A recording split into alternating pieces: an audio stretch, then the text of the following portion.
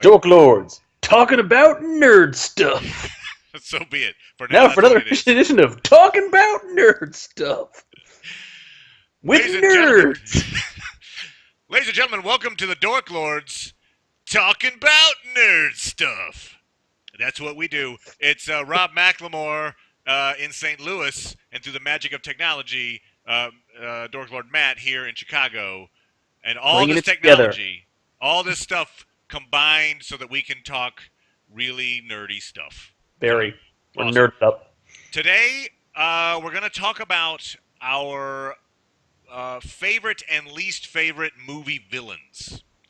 So we thought that would be kind of a fun topic. There's really no, we didn't put a limitation on it like fantasy villains or superhero villains or whatever, but whatever. It's our favorite and least favorite villains. I will say this one caveat as we get started. Most might agree that their favorite villain would be Darth Vader. We kind of put Darth Vader off on his own side. It's hard to argue. I mean, he's got the costume. He's got the awesome backstory. He's got the amazing voice. He's so quotable. I mean, literally everything James Earl Jones says. Even like lines that aren't supposed to be notable are notable. Like, whatever. Like he gets shot at by the Millennium Falcon. He's like, what? But it's still a cool sounding what? Apology accepted, Captain Nita. What? It's just a line. It's just a throw it. Or I find your. To be fair, he just murdered a dude when he said that. So Okay, all right, so be it. It's pretty badass. It's like, hey, you don't know the power of the dark side. If I said that with just like, if I was just like insurance salesman guy, you don't know the power of the dark side.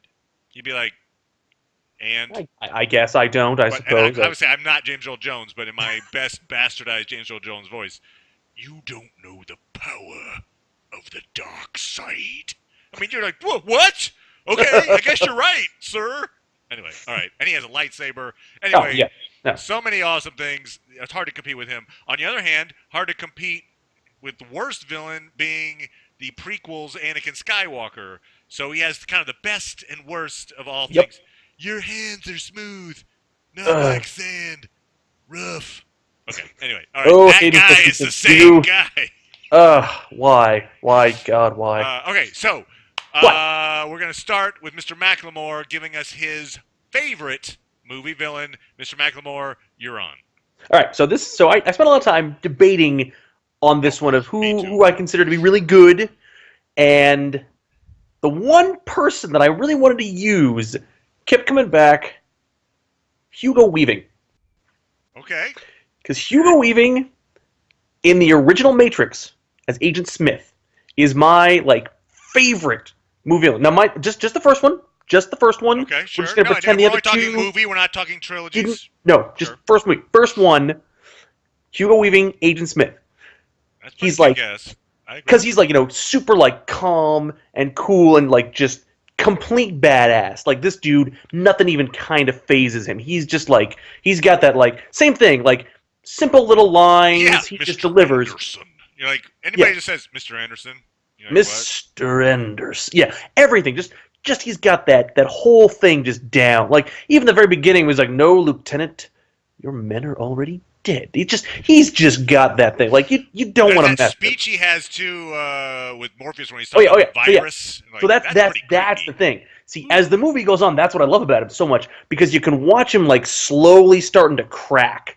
He wants to be the whole speech. Yeah, he's talking about how he wants to just get out of here, and you can watch slowly as the calm veneer starts to peel back, and he gets more and more unhinged, but still not losing it completely, just dangerously unhinged, and I love that. So the part where he's fighting Neo, he's getting clearly pissed, but he's still I don't know. He's got badassness all over him. But yeah, the whole speech with Morpheus, he's got him there, and he's talking about how humanity's a virus, and towards the end when he's crushing Morpheus's face, it's I need to get out of this place. Also, I mean, with the effects of the Matrix at the time, so groundbreaking, and then he was the villain using them. those fight scenes Man, with that Neo fight scene at the end of the time. first one. I mean, nowadays it's like, oh, no, they're fine. No, back then it was like, what? The camera shifted. What? Oh yeah, Oh, son of a the bitch. floaty jump kick thing. Oh yeah, that whole fight scene. He's In the keeping subway it like station. super calm the whole time while still like seething underneath. Oh yeah, like that I love. Awesome. That's an excellent choice, sir. I like that. Oh yeah, Good option. so, yeah. Agent Hugo Weaving, Smith. badass dude. He's got the suit going on, so he's just like he's got the look, he's got the voice, he's got the speeches. It's some quality stuff right there. So yeah, Hugo Weaving, Agent Smith, my number one. Awesome. All right. I'm gonna go with a nod to, an actor who recently passed away this year, Mr. What I'm gonna call him Sir. That's how much I think of him, Sir Alan Rickman. Mm-hmm. In not perhaps, the best Christmas movie of all time, Die Hard. Oh yeah. Hans Gruber, he has the complete package. I mean, again, incredibly quotable. I think that's kind of like a running theme is like lines that in lesser hands would just become nothing. When he does it like, you will be witnesses. Or the way it just take one of those normal lines. just makes it just drip with villainy. Oh yeah, that's some good stuff right there. He's got what's cool about him is he's not stupid. Like I don't think he ever makes a dumb choice. Some villains you kind of rely on to be like, oh, he gave it away at the last second and opened the door he shouldn't have opened, or he gave the hero that one last chance or whatever. I mean, in this case, like he seems to be always one step ahead. You can't phase him, even when Bruce Willis like catches up to him and he's like, "Oh, who are you at the party?" And Bruce Willis is looking up at the list of names and he's like, "Clay, Bill Clay." And you're like, what? He like knew? Throws out the American and then accent up there in the background, you see yeah. William Clay is one of the names. You're like, damn, that guy. Yeah. Anyway, so he's got poise. Technically, the one time he kind of messes up is when he pulls the gun on Bruce Willis. You mean at the end, or when he reveals like, oh, he's actually, Hans Gruber, and Bruce Willis already took the bullets. That's his one like. Oh, that's true. Good point. He had the guns. Mess up. Right. But you were saying still. True. Bruce saw one step ahead in that moment, but he's on top of it. His plan is cool. He's trying to just steal millions of dollars in bearer bonds. He actually puts together a really good team.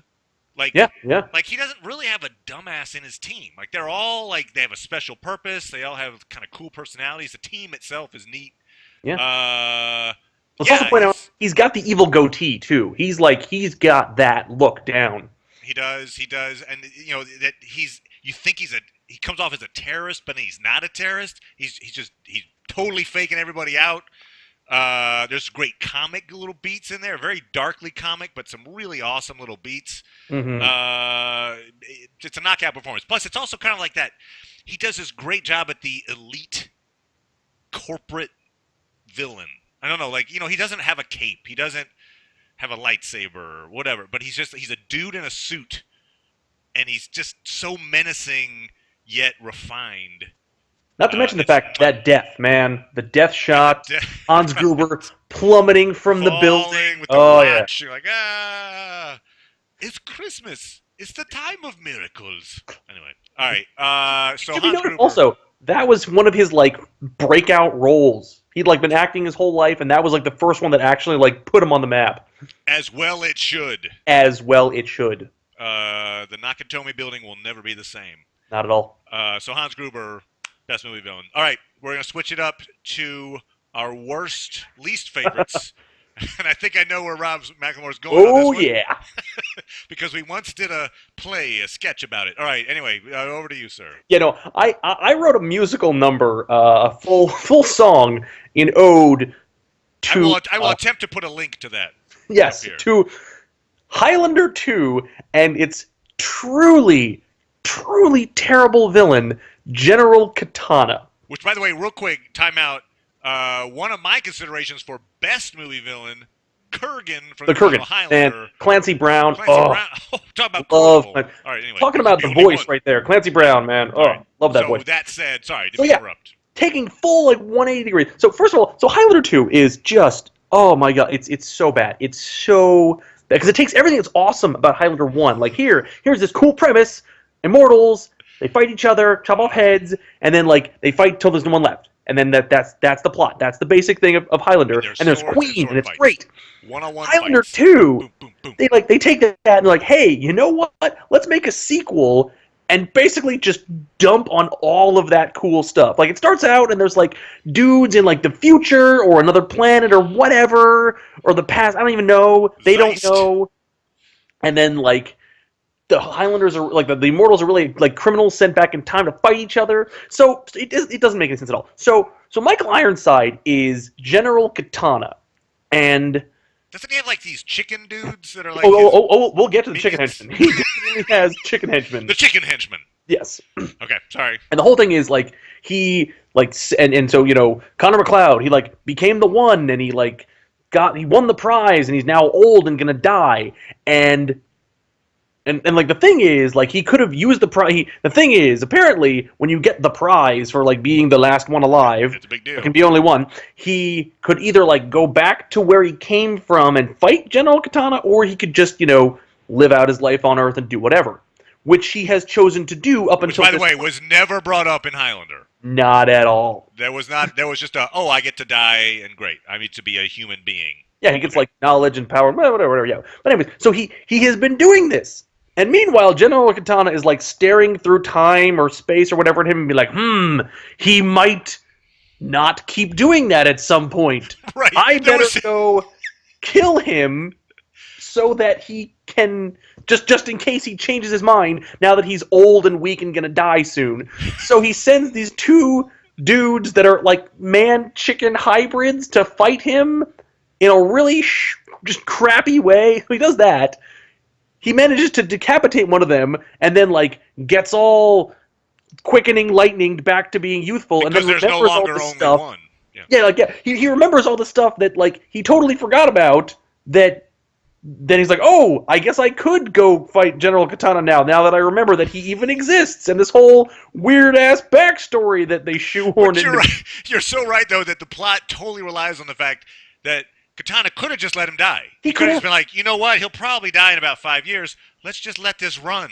He could have died. He may have died, like, within the next day. Like, he's already looking old and getting, like, heart trouble or whatnot. No. And so then, like, Katana's like, oh, well, I'm gonna show up and fight you myself. Kidnap your girlfriend and hang out with John C. McGinley and work on the ozone shield that is a thing in this movie. And then... Like, no, none of it makes sense. There's no reason for him to do this. How did Sean Connery come back? I kind of forgot how that... because he comes back, right? I mean, he's there. He comes back, yes, because Connor McLeod says, hey, Sean Connery, come back. He had that power, too, apparently. That's basic, and then, like, poof, Sean Connery's back. Back on your body. Yeah, like, he just comes back. And then, yeah, like, there's this scene where, like, General Katana is, like, on a subway train, just, like, being this crazy dude killing people, but it's not, like, badass or cool. It's just, like, he's just like, I'm gonna murder people on a train now. Why? Because I came to the past now, and it seems like a fun thing to do. Like, there's nothing about it works. And it's a shame, because I like Michael Ironside. He's got a good villain voice, the V series, I remember back in the day. All right, sorry. Oh, yeah. But yeah, no, it's awesome, just everything about it is a terrible idea. He makes no sense. I guess he's kind of intimidating, but like from the sense of like, sure, I don't want to mess with you, but I don't know what you're talking about. Like, as if like a crazy person on the street was like muttering to himself and had a big ass sword. Like, that's basically the level of like quality villain. It's the fact that movie itself was just the worst form of sequel. The worst. And so he was given this horrible like gift of poo, which is just like, here, be a villain in this thing that will not possibly work. Here, enjoy. Shine this turd. We'll give you more turds to shine it with. You cannot. It was impossible. And so he became the worst movie villain. That is of all my time. pick for the worst. Yeah, no, and a good pick it is. I will say this: Highlander Endgame, a rival to worst villain. We won't go into that one so much, but that villain was horrible as well. All right, anyway, okay, so my worst. I'm actually going to stay on. This was a tough one. I thought about this for days. My dorky wife Jackie had a good suggestion of Mr. Freeze, Arnold Mm. Schwarzenegger, right, which is an Oh. awesome choice. Oh. And I talked to her some more about it, and we kind of settled on this guy, who it's appropriate because he's basically a pale imitation of Hans Gruber. Mm. So Hans Gruber, as we just discussed, is the menacing elite guy with the foreign accent and the suit. Okay. We're going to go with Dominic Green, the worst, not just the worst villain, the worst Bond villain of all time from Mm. Quantum of Solace. I And, have not seen that one. okay, and there's good, because it's not that, actually, the movie itself, Daniel Craig, perfectly legit Bond. In fact, I kind of feel like he's the best Bond. He's great. The 4-movie arc that he's in, very cool. The other movies, Casino Royale, awesome. Yep. Skyfall, awesome. Spectre, not quite as good, but still Didn't see Spectre. reasonable. And then there's Quantum of Solace. And what sets that apart is Dominic Green. So it's this guy, and he wears a suit, and he's like corporate guy. He is not menacing in the least.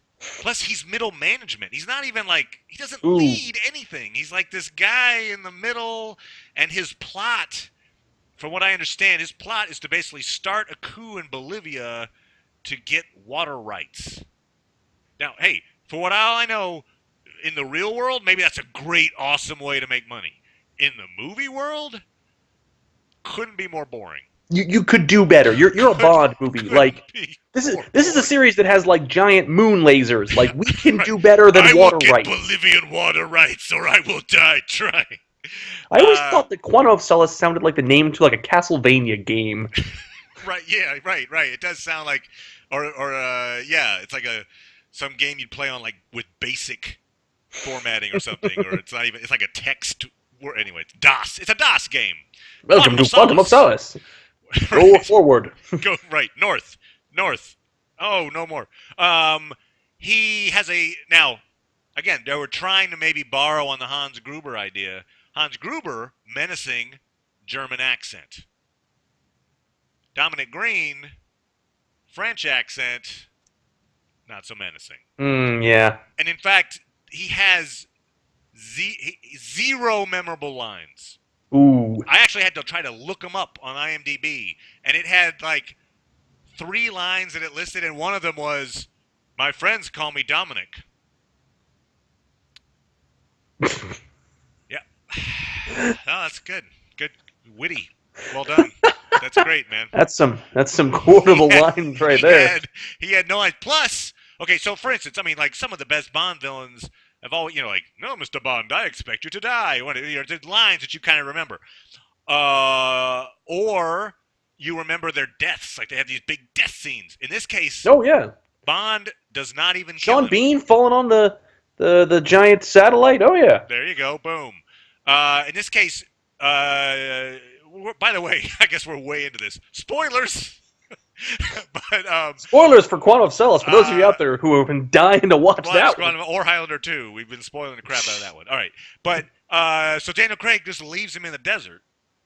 And then we hear later that like the higher ups in his organization, of which he's middle management, found him in the desert and killed him. But we don't see it. It's not on screen. It's just that guy, that French guy who doesn't seem like, I mean, you never feel like he's in James Bond's league. There was never a sense of like, that guy, whoa, look out. No. Like at some point you feel like Daniel Craig could just like go and give him a wedgie and like nothing would happen. Yeah. I mean, Silva in Skyfall, you're like, Oh yeah. dude, that dude. But dude, you don't mess with him, man. He's crazy. This guy, I mean, it's so night and day different that Dominic Green, your worst movie villain, according to this dork. We have any little some honorable mentions. I was just throwing out like some ideas, like a really cool villain that I thought about, didn't choose. Kaiser Soze. I was gonna say Kaiser. I wasn't sure if he's quite the villain of the Right, movie or because it's not. more of a myth, right? Yeah, Like that's where I didn't go with him either. It's like no, you hear that stories was. about this guy, and he's cool, but He's not really the antagonist of the movie. He's sort of the yeah. force surrounding. Yeah, no, that was. I highly consider that one as well. One of my favorite. Cool. Well, any other favorite honorable mentions you have? Magneto was high on the list. Okay, all Some right. Ian McKellen, Little Ian Mr. McKellen. Ian, Boom. Uh, especially in X Men 2 when he's kind of sympathetic for most of the movie. He's kind of helping everybody out, and then like right at the end pulls like the full on like swap of like I'm gonna murder all the humans. Michael Fassbender, also, Also, that version of Magneto, pretty cool as well. oh yeah, anyway, good stuff there. FYI. All In except that terms Batman. of yeah, in terms of least favorites, oh yeah. So I had this one. I until this morning I was going to go with this choice. Uh, Nuclear Man That was from also brought up. Superman 4. I Ooh, mean, that guy, oh, and I think his name is the actor's name. He never did anything ever again. Actor's and with good name reason. Mark Pillow. Just Yeah, a the funny dude name. like I don't know why, but like Mark Pillow as Nuclear Man, who by like does it that he was. They took a hair, like they found a hair of Superman that was in a museum. Why he donated a hair to a museum, I don't know, but and then they shot it in a rocket to the sun, and somehow that made a dude. I think there was like nuclear weapons involved because he was like getting rid of the nuclear weapons, so he blows them all up. How But does the that make hair's a there. dude? I don't even know how like a piece of hair in the sun makes a guy, but it did. Yeah, And then he can like give people cancer. That was his whole thing, right? Because he had like fingernails that if you like the scratched crazy you, those things. But then he was also like really solar powered. Like, is it like a shadow falls on him? He stops. Like right? that. So No, it no. was incredibly huge weakness, glaring weakness. If you Like we, put an umbrella over him, he's dead. yeah, like that's it. That's it. That's you're not threatening if a cloud can stop you. And it suffered from the fact that that particular movie, compared to say the other Superman movies of the time, the Christopher Reeve Yeah. Supermans, it had like half the budget. I think like Oof. there was no budget, so all the effects were like, oh. Yeah, them fighting like on the moon, was it? That's not Plus, impressive. then Nuclear Man like falls in love with the current editor of the Daily Planet or whatever. Takes her into outer space. You're like, okay, I get flying around with, like in outer. I don't think she can breathe. Does just holding on the Nuclear Man mean you can breathe in space? Apparently, it does. That takes more thought than they put into that movie in general. So, Or that you would yeah. freeze to death just from whatever exposure. But There, anyway, there's so many parts of that don't work. that don't work. Yeah. Anyway, Nuclear Man would be And another one. your comment about Mr. Freeze, definitely he would be high on my list too.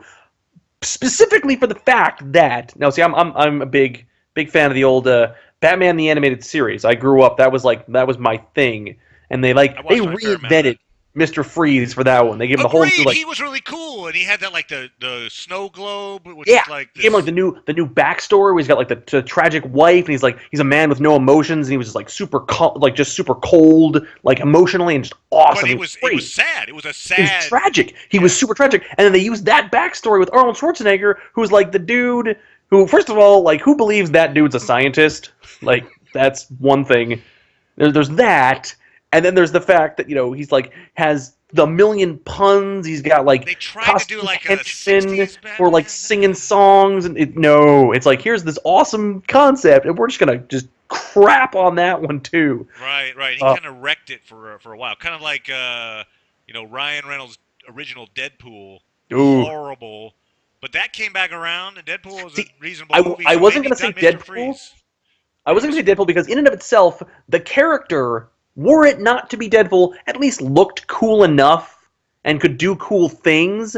It just was not Deadpool at Let's sew his all. mouth shut. The one thing that he's known for is his quips. the merc Let's with merc the with mouth. the mouth. Anyway, the other one, the last one I'll mention, which it doesn't actually deserve to be worst, but it's for the amount of money involved and the amount of technology available and the actor they got to play the part, Apocalypse from the latest X-Men movie. Oh yeah, man. He looked terrible. I mean, that was your best design work? Yeah! Like the top designers in the Because world. in the comics, man, he looks cool. He's a badass looking He dude. looked stupid. You had this great actor playing him, and Yeah, Oscar Isaac, man. Oscar Isaac, and you covered him in so much makeup that it didn't matter, and we didn't know much of any real backstory. We didn't know why he even cared. Anyway, He was super super vague on a lot of the stuff. What his powers were kind of ill-defined. It was just like, meh. But I need to get like badass mutants. I'll get Angel to do what? Right. Oh, I have all the mutants to choose from. The He guy makes with sense the for wings. Angel in the comics. He was like, oh, he's broken his wings and he can't do anything, and he goes to Apocalypse for help. Versus like, meh, we need some strong mutants. Here, get the dude with wings. Shoot sharks. Meh. I'll put a guy into a wall. So it was bad, but maybe not worst of all time. It wasn't the worst. It was just and my buddy Ted and I, we discussed this. Like, that's like one of those. Much like the X-Men comics, there are some really good ones and some pretty some crappy ones and some like middle of the road ones. And that was just like one of those like meh storylines of the comics. So like the meh movie. Yeah. It was inundated in mediocrity. Mm-hmm. So that I think is our list with our bests and worsts and some honorable mentions. Thank you, Mr. McLemore. Always happy to help out. That is our Dork Lords movie villain review. Thank you, everybody. Bye-bye Talking now. about nerd stuff. Nerd stuff.